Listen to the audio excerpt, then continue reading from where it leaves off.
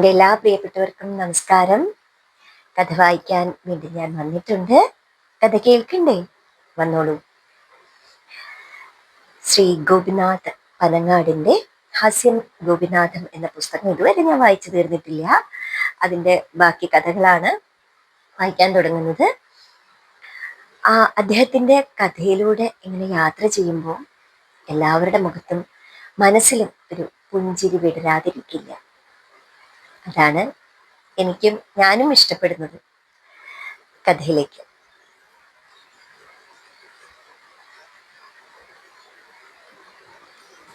കഥയുടെ പേര് ഗോവിന്ദൻ. മാസ്ക് എന്ന മുഖവസ്ത്രം ധരിച്ചില്ലെങ്കിൽ കേരളത്തിൽ പോലീസ് പിടിച്ച് കേസാക്കി ഫൈൻ അടിച്ച് ഒരു രസീത് കയ്യിൽ വെച്ച് തന്നിട്ട് പോ മോനെ ദിനേശ എന്ന് പറയും. മനുഷ്യരെല്ലാം മാറിപ്പോയി. മുൻപിൽ കാണുന്നയാൾ ചിരിക്കുകയാണോ കരയുകയാണോ എന്നറിയണമെങ്കിൽ കക്ഷിയുടെ മാസ്ക് പൊക്കി നോക്കണം.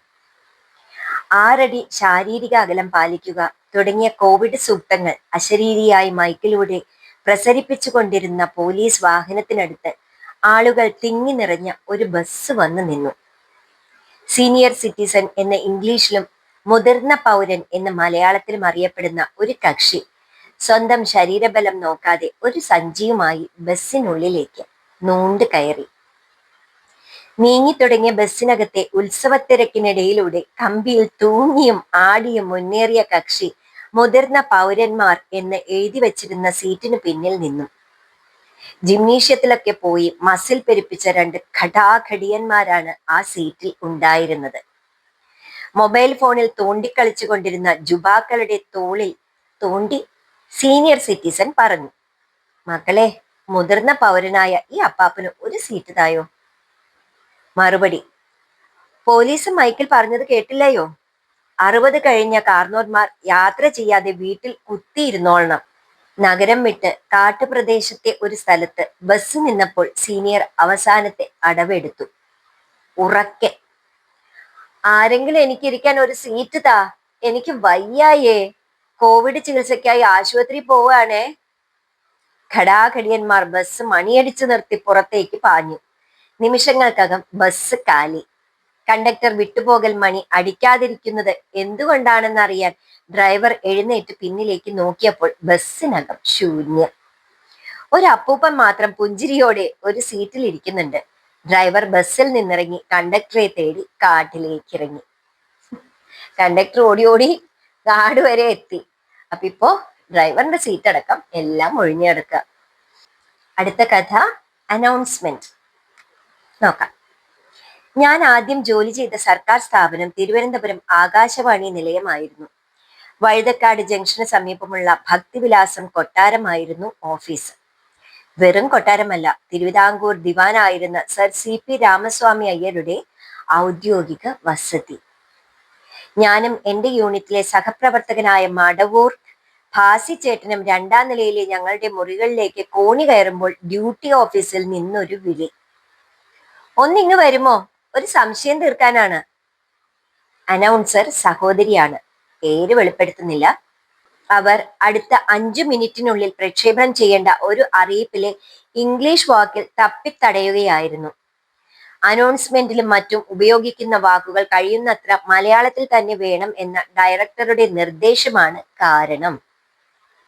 ഗോപിച്ചേട്ടാ, ഒരു സംശയം, ഈ അനിമൽ ഹസ്ബൻഡറി എന്ന വാക്കിന്റെ മലയാളം എന്താ? ഞാൻ, അറിഞ്ഞൂടെ, മൃഗീയ ഭർതൃത്വം. ഏതോ ഒരു ഗ്രാമത്തിൽ ആ വകുപ്പ് പശുക്കുട്ടികളെ സൗജന്യമായി വിതരണം ചെയ്യുന്നതാണ് സംഭവം. ഞാനും മടവൂർ ഭാസിച്ചേട്ടനും മുകളിലെ ഞങ്ങളുടെ മുറികളിലേക്ക് കോണി കയറി. സീറ്റിലിരുന്നപ്പോൾ ഭാസിച്ചേട്ടൻ ഒരു സംശയവുമായി വന്നു. മൃഗീയ ഭർതൃത്വം എന്ന് പറഞ്ഞപ്പോൾ അനൗൺസർ കുട്ടി ചിരിക്കാതെ ഗൗരവത്തിലാണ് എഴുതിയെടുത്തത്. തമാശയായി ഗോപി പറഞ്ഞു കൊടുത്ത ആ വാചകം എയറിൽ പോകുമോ? പെട്ടെന്ന് എൻ്റെ മനസ്സിൽ ഒരു ബൾബ് തെളിഞ്ഞു. ഉടനെ ഓടിച്ചാടി ഞാൻ ഡ്യൂട്ടി റൂമിൽ എത്തി. അനൗൺസർ അവിടെ നിന്നിറങ്ങി സ്റ്റുഡിയോയിൽ എത്തി കസേരയിൽ ഇരുന്ന് അറിയിപ്പ് വായിക്കാനുള്ള തയ്യാറിലാണ്. അടുത്ത 1 മിനിറ്റിൽ സ്റ്റുഡിയോയുടെ മുന്നിലെ വാർണിംഗ് സിഗ്നൽ തെളിയും. അറിയിപ്പ് എഴുതിയ കടലാസ് നോക്കിയപ്പോൾ അതിൽ കിടക്കുന്നു നല്ല കയ്യക്ഷരത്തിൽ മൃഗീയ ഭർതൃത്വം. പെട്ടെന്ന് കടലാസ് തട്ടിയെടുത്ത് ആ വാക്ക് വെട്ടി മൃഗക്ഷേമ വകുപ്പ് എന്ന് തിരുത്തി എഴുതി കൊടുത്തിട്ട് ഞാൻ സ്റ്റുഡിയോ വിട്ട് ഇറങ്ങി. അവസാന നിമിഷത്തിൽ ആ തിരുത്ത് വരുത്തിയില്ലായിരുന്നുവെങ്കിൽ 3 നിലയങ്ങളിലൂടെ മൃഗീയ ഭർതൃത്വം എന്ന് പുറത്തു വരുമായിരുന്നു. എന്റെ ഈശ്വര.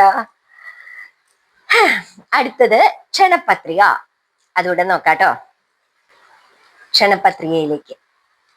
തിരുവനന്തപുരം ആകാശവാണിയിൽ ജോലി ചെയ്തിരുന്ന കാലത്ത് എന്റെ ഏറ്റവും അടുത്ത സുഹൃത്തും സഹപ്രവർത്തകനുമായിരുന്നു കവി, ഗാനരചയിതാവ് എന്നീ നിലകളിൽ പ്രശസ്തനായിരുന്ന എസ് രമേശൻ നായർ സർ.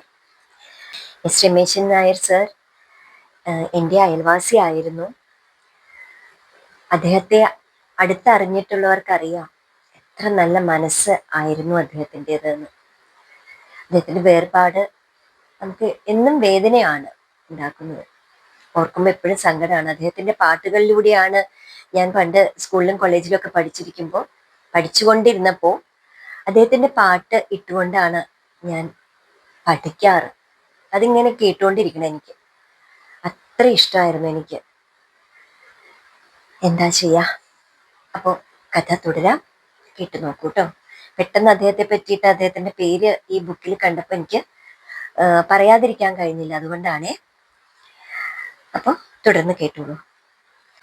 ഉച്ചഭക്ഷണം കഴിയുമ്പോൾ ഞങ്ങൾ ഏതാനും പേർ പ്രധാന ഹാളിൽ കൂടിയിരുന്ന് പരദൂഷണ പ്രധാനമായ കാര്യങ്ങളുമായി സല്ലപിക്കുന്ന ഒരു പതിവുണ്ടായിരുന്നു. അങ്ങനെ ഇരിക്കുമ്പോഴാണ് ഉത്തരേന്ത്യയിൽ നിന്ന് സ്ഥലം മാറ്റം കിട്ടിയെത്തിയ ഒരു യുവ എഞ്ചിനീയർ ഒരു കടലാസ് പൊതിയുമായി വന്നത്. ആരെ കണ്ടാലും സന്തോഷത്തോടെ ഗുഡ് മോർണിംഗും ഗുഡ് ആഫ്റ്റർനൂണും പറഞ്ഞ് വിഷ് ചെയ്യുന്ന വിനയാന്വിതൻ. സർ, എന്റെ മാരേജ് ആണ്, ക്ഷണിക്കാൻ വന്നതാണ്. തുടർന്ന് ഞങ്ങളുടെ മേൽവിലാസം എഴുതിയ ക്ഷണക്കത്തുകൾ ഞങ്ങളെ ഓരോരുത്തരെയും ഏൽപ്പിച്ചു. ഓരോരുത്തരുടെയും ഇനീഷ്യൽ വികസിപ്പിച്ച് അവരുടെ കൃത്യമായ പേര് എഴുതണം എന്നതാണ് എന്റെ ആഗ്രഹം. സൂപ്രണ്ടിന്റെ മുഴുവൻ പേര് ഒന്ന് പറഞ്ഞു തരുമോ? ഞങ്ങളിലെ പ്രധാന തമാശക്കാരനും സൂപ്രണ്ടിന്റെ നിതാന്ത ശത്രുവുമായ രമേശൻ നായർ പ്രതിസുത ഭരണിയിൽ നിന്ന് ഒരു കവർ വാങ്ങി സൂപ്രണ്ടിന്റെ മുഴുവൻ പേര് എഴുതി ഏൽപ്പിച്ചു. കക്ഷി അതുമായി കോണിയിറങ്ങി താഴേക്ക് പോയി. കുറച്ചു കഴിഞ്ഞപ്പോൾ പയ്യൻ ഊട്ടിക്കിതച്ചുകൊണ്ട് അവശനായി ഞങ്ങളുടെ അടുത്തെത്തി. സൂപ്രണ്ട് എന്നെ ചീത്ത പറഞ്ഞു, തല്ലാൻ വന്നു. കാരണം പിന്നീട് വ്യക്തമായി. അദ്ദേഹം മുറിയിൽ ബോർഡിൽ എഴുതി വെച്ചിരുന്നത് KK നായർ എന്നായിരുന്നു. യഥാർത്ഥ പേര് ഇതല്ല. ശത്രു അത് വികസിപ്പിച്ച് കാർക്കോടകൻ നായർ എന്ന് കവറിൽ എഴുതിയാണ് നിഷ്കളങ്കനെ ഏൽപ്പിച്ചത്. എഞ്ചിനീയർ വിഷമത്തോടെ അപ്രത്യക്ഷനായപ്പോൾ കാർക്കോടകൻ എന്ന പേരിനെ പറ്റി വിശദീകരിക്കണം എന്നായി ഞങ്ങൾ സംഘാംഗങ്ങൾ. രമേശൻ നായരുടെ വിശദീകരണം വന്നു. നളചരിതത്തിലെ ഒരു കഥാപാത്രമാണ് കാർക്കോടകൻ എന്ന സർപ്പം. നാരദമുനിയുടെ ശാപത്താൽ കാട്ടുതീയിൽപ്പെട്ട് മരണവെപ്രാളത്തിൽ പുളഞ്ഞ കാർക്കോടകനെ അതുവഴി വന്ന നളൻ രക്ഷിക്കുന്നു. രക്ഷപ്പെട്ട കാർക്കോടകൻ നളനെ കടിക്കുന്നു. അങ്ങനെ പറഞ്ഞാണ് ഈ കഥ അവസാനിക്കുന്നത്. ഇപ്പൊ എന്തായിരുന്നു ഉദ്ദേശിക്കുന്ന? നളചരിതത്തിലെ ഒരു കഥാപാത്രമാണ് കാർക്കോടകൻ എന്ന സർപ്പം. ഓക്കെ. നാരദമുനിയുടെ ശാപത്താൽ കാട്ടുതീയിൽ പെട്ട് മരണവെപ്രാളത്തിൽ പുളഞ്ഞ കാർക്കോടകനെ അതുവഴി വന്ന നളൻ രക്ഷിക്കുന്നു. രക്ഷപ്പെട്ട കാർക്കോടകൻ നളനെ കടിക്കുന്നു. അപ്പൊ അതുകൊണ്ട് ഇങ്ങനെ ഇത്തരത്തിലുള്ള ആൾക്കാരെ നമ്മളെ രക്ഷപ്പെടുത്തിയാലും തിരിച്ച് അവരുടെ ഇന്ന് നമുക്ക് തന്നെ പണി കിട്ടും എന്നാണ് ഉദ്ദേശിക്കുന്നത് എന്നാണ് എനിക്കും മനസ്സിലായത് കേട്ടോ. അപ്പോ ഇതോടെ ഞാൻ കഥ നിർത്തുന്നു. 3 കഥയായില്ലേ. ഇനി അടുത്ത കഥയുമായി വരാം. അതുവരെ നന്ദി, നമസ്കാരം.